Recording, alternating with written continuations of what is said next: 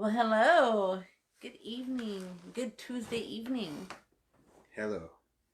I'm Pam. I'm Derek. And we are. Burning my thumb. Why? With very hot tea. We are. It melts plastic. Just saying. Lashing out at one another with jokes about our hot tea. About our shortcomings. So, funny story. We have this little jar of this little jar of honey. Yeah. It's very good honey. From Colorado. One of my Cincy sisters sent it to me. Yeah. It was aged in whiskey barrels and it has a very distinct flavor. No alcohol content, but it does taste really good. It's good. So we reached the end of our honey and couldn't get any more out. But there was, the residual amount left, which was going to, I thought, sweeten my tea. So I took the little plastic bottle and poured boiling hot water in it to dissolve the honey. Did you know that plastic bottles melt in very hot water? It was very confusing to both of us because actually I didn't see that it was melting. Yeah. All I could see was that all of a sudden the water was rising up and coming out of the top. And I was like, strange phenomenon. It's coming out. Hot honey grows in water. I don't know. Yeah. No, the bottle was getting smaller. It was like, shrinking. I feel like that happens with my clothes sometimes. They just get smaller. Yeah, mine do too. Yeah. Anyway. That was fun. So, we've decided on a discussion based on fear, anxiety, those kinds of things, because we wanted it to be relevant to what was going on now. And I know that with constant changes, I think we had all kind of started. Well, I mean, I'm still going to work every day, but everybody kind of was getting used to and getting their own rhythm with being at home. But it's over now. Unfortunately, the majority of us realize that just because Governor, whoever, our mayor, decided that we can go outside and go do things doesn't mean that coronavirus just went away. Right. Doesn't mean if you're going to Natural Springs Park that there should be 10,000 guests. I found that out today. Natural Springs Park had 10,000 guests at one time.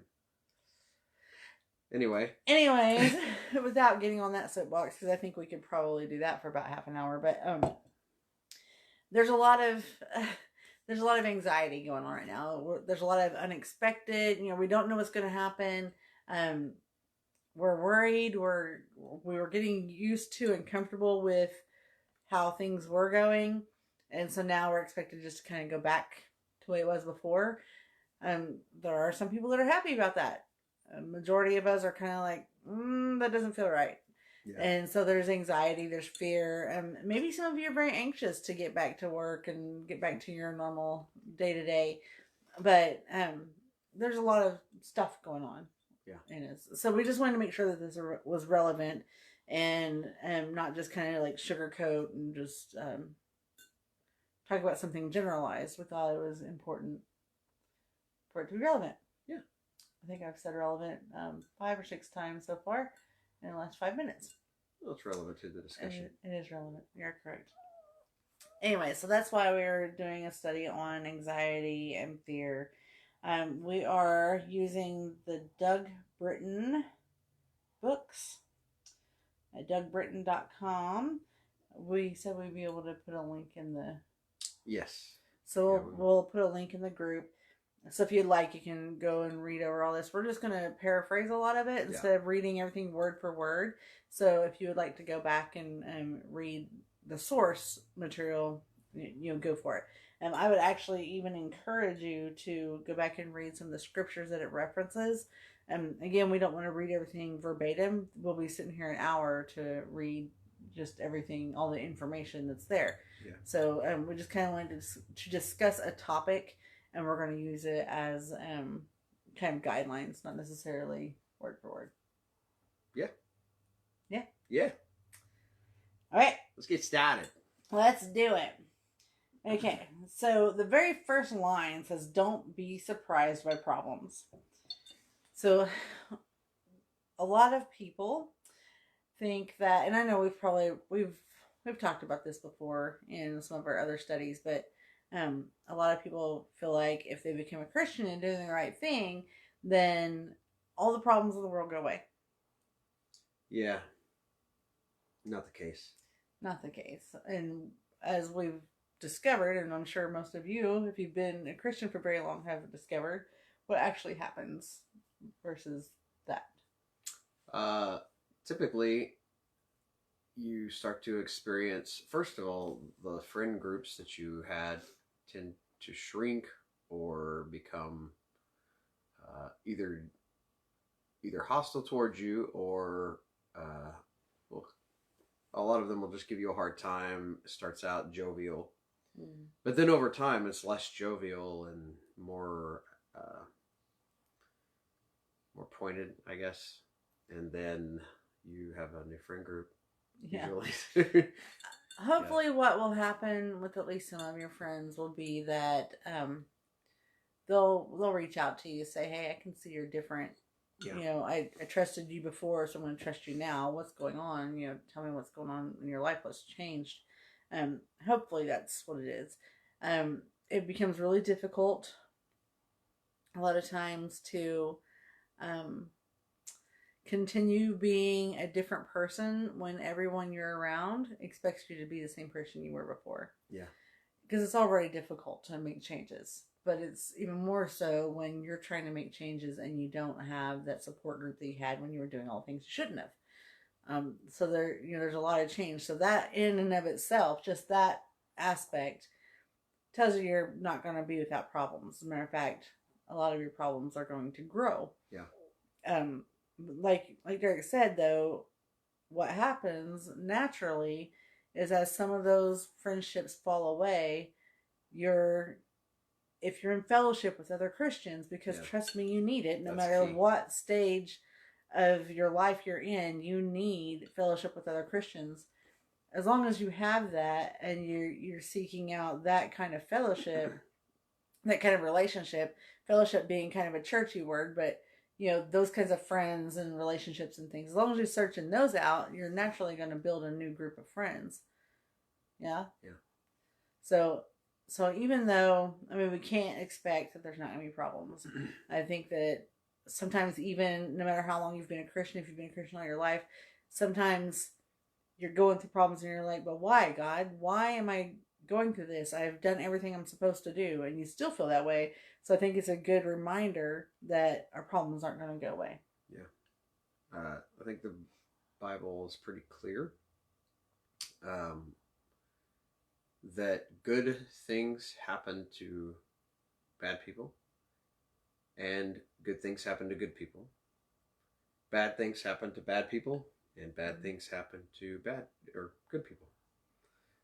Yeah. It's not a matter of whether or not you're a Christian. Good and bad things happen to us all.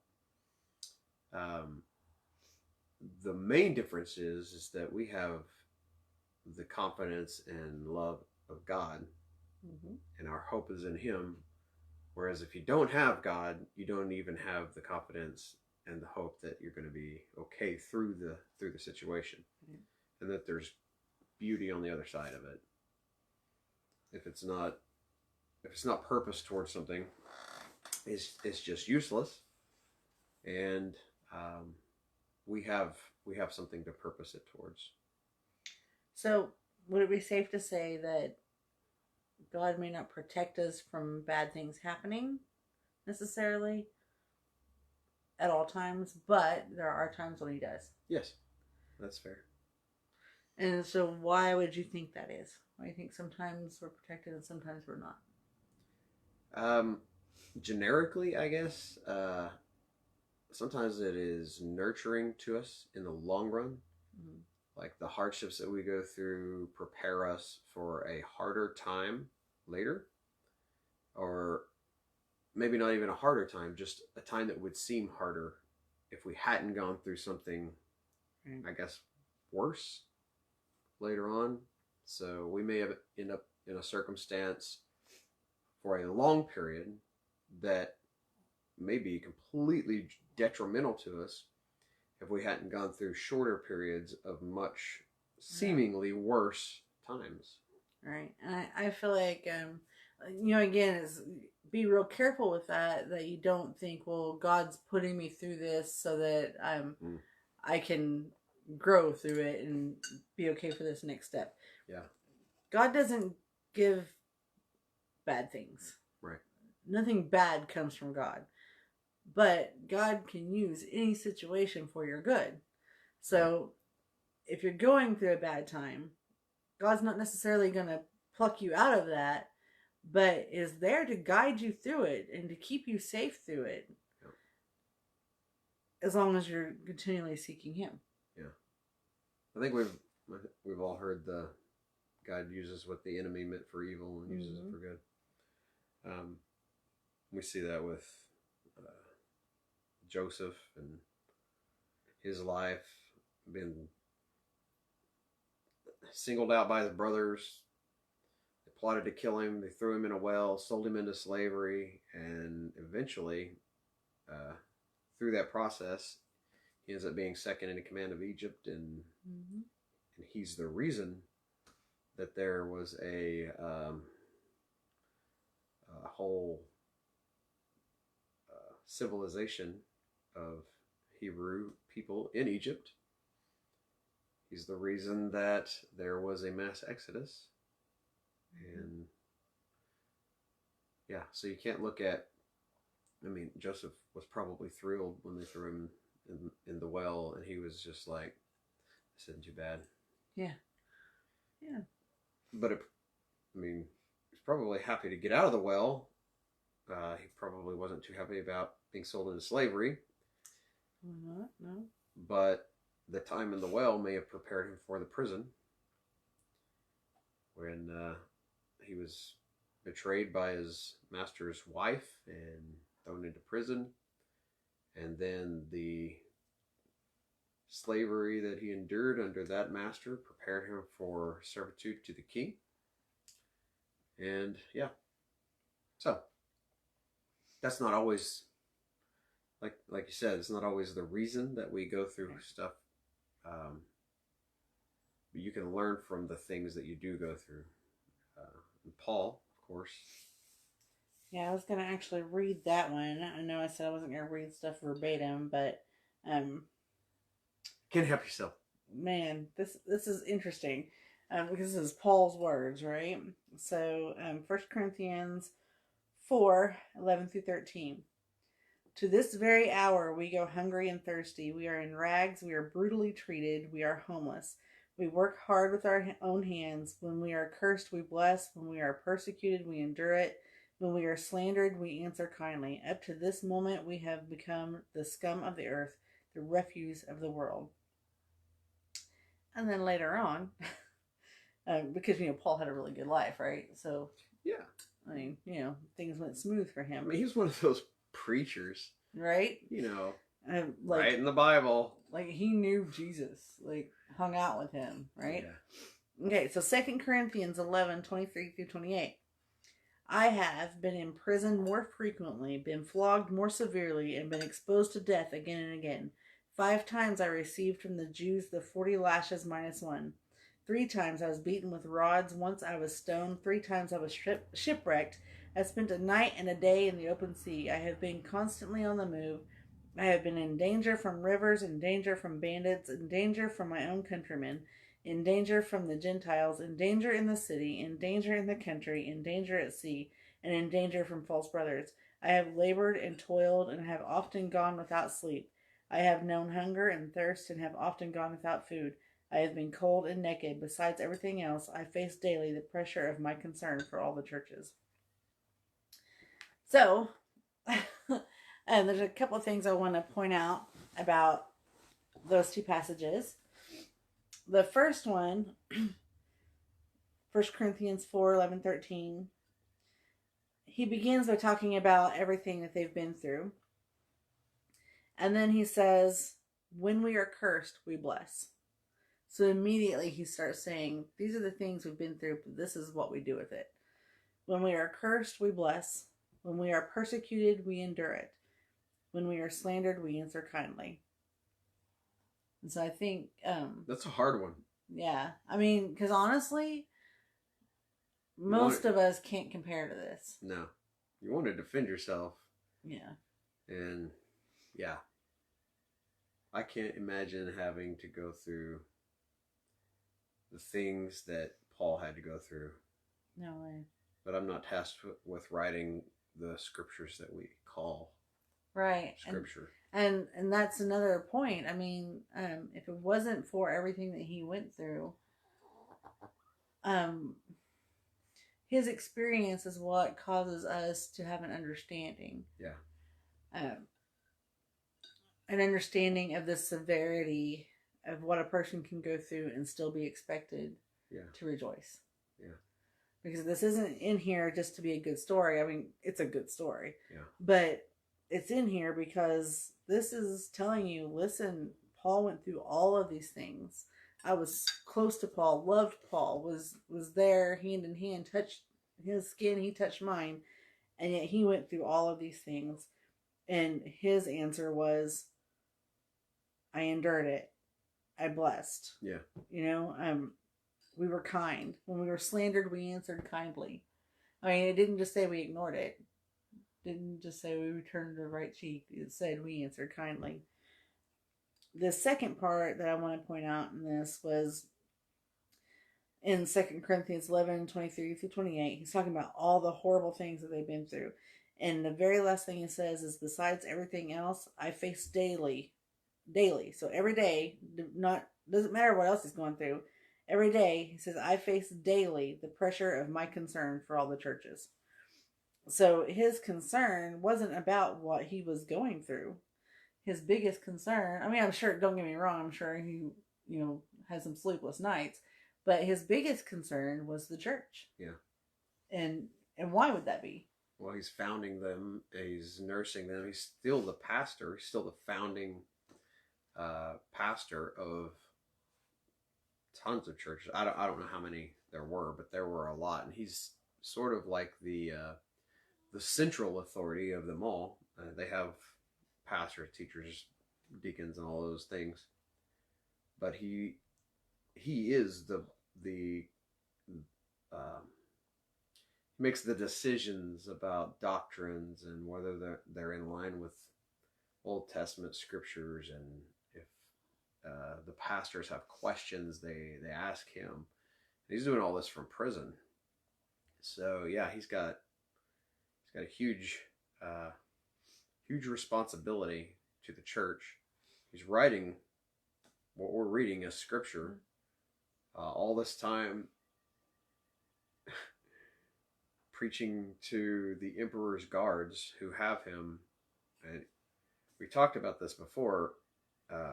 When Paul was arrested and brought to Rome, that was his choice. Rather than being released to the Jewish Sanhedrin at the time, they were going to have him killed.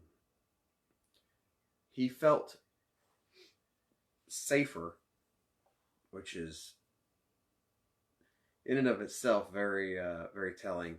He felt safer going before the emperor of Rome at the time than he did being amongst his own people, the religious elect. I wonder sometimes if people don't come to us because they feel safer with their non-Christian right from judgment or whatever. Anyway, the emperor at the time was Nero. And Nero, a lot of you probably heard who Nero was, but he is the epitome of Christian persecution. He didn't just seek them out and arrest them and have them killed. He used them as torches to light his gardens. He sewed them up in animal skins and let dogs rip people apart for his entertainment. So this is the person that Paul went to preach. to uh, he talks in his letters, those of Caesar's household salute you. So people in Caesar's household, in his court, came to Christ because Paul was there. So all of these terrible things that happened to him, people saw, and they saw his faith and his commitment to maintain his integrity, and that had a huge impact, and that's what people are going to see in us when we go through things. Hope we never have to experience what Paul did, but even just through hardships, financial, friend groups changing, people ridiculing you or lashing out at you in some way, maintaining that hope and faith and integrity and the positive attitude, all of those things are going to be enormous witnesses. Absolutely. So, kind of thinking about all this, you wonder, so did Paul ever do wrong? Yeah, Paul did wrong. He did wrong things. He did some pretty bad wrong things. But is that why he's going through all this? No, because God doesn't punish in that way, right? Right. So, I mean, there's natural consequences for actions. There are. And, I mean, I wouldn't say that he never punishes like that. We can't figure out how God works. That's the thing. Yeah. We can't. He says, I make the rain to fall on the just and the unjust. He's talking about, I bless people who ridicule me. I let them prosper. I provide for them. So we can't figure out. I know somebody's heard this whole pandemic thing. Well, this is the judgment of God. Yeah. Who knows? Maybe for some people that get sick, it is a judgment. But maybe for others, it's Satan attacking them, and you can't figure out the wrath or mercy of God like that. You just can't. What we can do is know that if we're serving God, He has our best interest in mind. Right. And that is all, and even humanity as a whole, He has our best interest in mind. The things that come about because people make bad decisions, well, that's just people making bad decisions. That has nothing to do with God, because most of the time it had nothing to do with God. Right. So I guess what I meant was, like, because with Paul, he had asked for forgiveness. Yeah. And came to Christ. Yeah. So all these things that are happening now are not because of his past sins. Right. Yeah, God's not holding it back going, yeah, I forgive you, but I'm going to wait for just the right moment. Yeah. Just when it's the most inconvenient. Yeah. Yeah. So, because I know growing up in church as a kid, it was kind of a going theme that if you were going through bad times, it was because of a sin, or it was because you weren't obeying your parents, or so that was kind of ingrained in me as a small kid. I think we grew up in the time of the satanic panic thing, and so if you don't know what that is, look it up. I'm not going to go into details. I wasn't allowed to watch Smurfs. Anyways, I'm not going there. But so this stuff was ingrained in us, that if something bad happens, it's because you did something wrong. Yeah. And that's not necessarily what it is. So with that idea in mind, that means that people who are living right should never get punished, and the people who are living wrong should not be able to walk outside the door without getting hit by lightning. Yeah. Right? So then something else they pointed out in this study was that although Jesus is the was one of those things. Mm-hmm.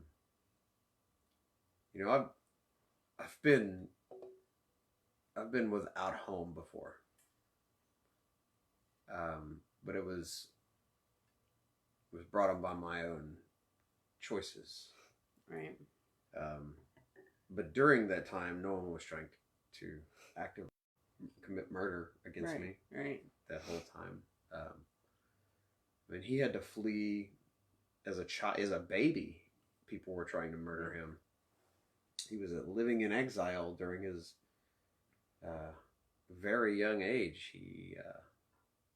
His mother and father had to pack up everything they owned in a night and flee to a foreign country, Egypt, and hide out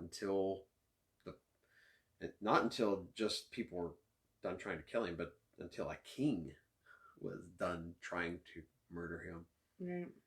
So yeah, he had a hard time even just growing up.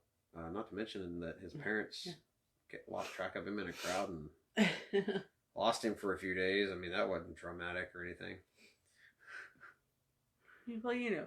And what's funny is if we hear all the stories in the Bible, and until we actually think about the fact that Jesus was Jesus, but Jesus was human. As a child, as a baby, he was a baby. As a toddler, he was a toddler. Yeah. I mean, it makes you wonder, did he ever go through the terrible twos, I mean, what do you get onto Jesus? Come on. Yeah, it's those kinds of questions, I mean, really think about those things. There's nothing wrong with I like to think that he got grounded for that whole temple thing. Well, I can tell you, if my kid said for a long time after that, you knew I'd be about my father's business, I'd be like, and I'm going to be all about your business here about 2 seconds. Get over here. Yeah. That's what I would, again, this is Jesus. I mean, it says that he says this, and they took him home, and you don't hear from him until he's 30. Yeah. Yeah, so you don't know. He was grounded for he was in trouble. 17 years. Yeah. But, anyway. So, I mean, I guess basically the idea of what we're talking about today is you're going to go through trouble. You're going to go through hard times. Sometimes even more so than if you hadn't been saved. Yeah. But that's not always the case either. There's a lot of things that if you didn't have God to lean on or your fellow Christians to lean on, things would be a lot worse for you. And so take that into account, and then take also into account that even the hardships that you have now, consider where you would be if you were having those hardships without God. Yeah. Would you want to go through a financial crisis with the God who made everything with his breath? Or would you like to disregard God and go through that on your own? Right. Would you like to travel through the pain of loss with the author of life, or with the emptiness and hopelessness that he is not there? So you can say, well, if God loved me, this wouldn't happen. Or you can say, God loves me even though this is happening. You don't. Yeah. You can think it to death, and sometimes God will reveal to you the answer to your problem, the reason that you're in it. He did for Paul a lot of those things. He revealed to him the why. And sometimes God just says, if you love me, you will trust me. Yeah. Not prove that you love me by trusting me. He's saying the natural result of your love for me is that you will trust me. And man, there's been things that, like, I mean, I don't know why some of the things happened that did, but I know I'm better now than I would have been had they not happened. I don't enjoy thinking about those things. Yeah. But I'm much happier. I've got so much more peace inside.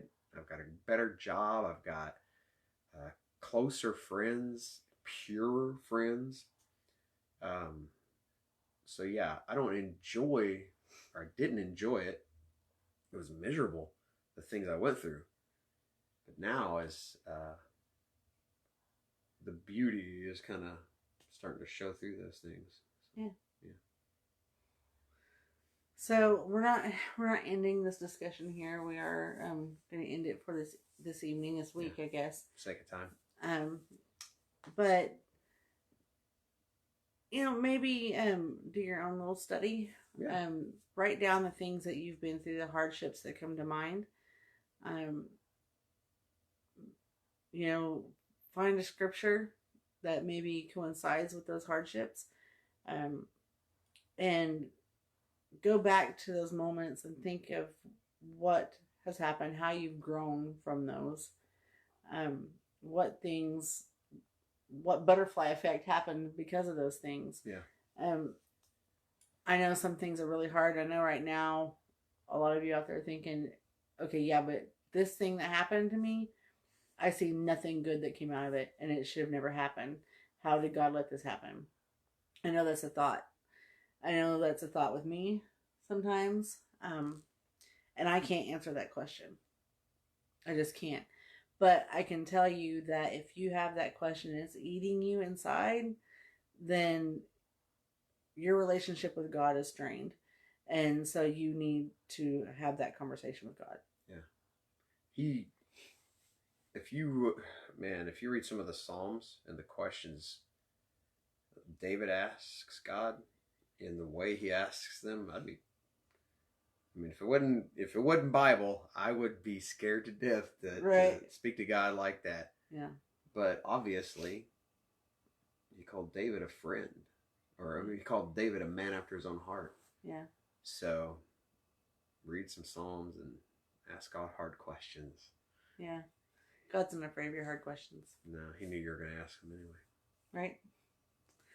All right, guys. So 7:00 next Tuesday. Yeah. Again, that's unless flood something happens, we'll be here around 7. I think we're maybe 5 after 7 or something tonight. But we're gonna try to be pretty close to 7:00 on Tuesdays. Tentatively, if for some reason we're not gonna be able to come live at that time that day, we will definitely let you know. Yeah. As soon as we know. But that's the idea. On Mondays at 7, we are still having our group. Of course, so far it's just me and Derek still. Here's the thing, though. We're going to continue to be there. We're not going to sit there the whole half an hour, though, if nobody's showing up. 10 after, if nobody's there, we're going to go ahead and close it. But. Yeah. And that's not to say, well, you weren't here on this time. That's just to say, well, if you want to be part of the group, then please be there that first 10 minutes. Otherwise, we're just sitting here staring at each other, and that's not good. I like staring at you, but I like staring at you too. I want to do it in person, not. Yeah, because actually we were both on 2 different devices, even though we're sitting right next to each other. We're just looking at each other on the screen. And it's like, this is really weird. Yeah. So we're not putting a time limit on it to say that you better be on time or you're just out.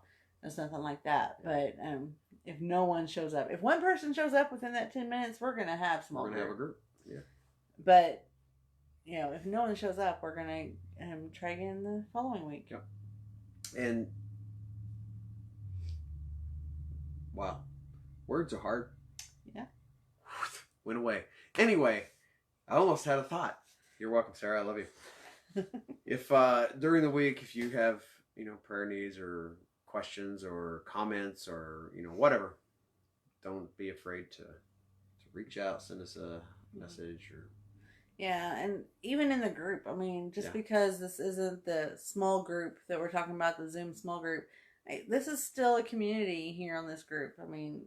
There's a lot of us on here, and I feel like if just 1 or 2 starts reaching out, I think it'll be a chain reaction. I really think people just need someone else to step up and start the conversation.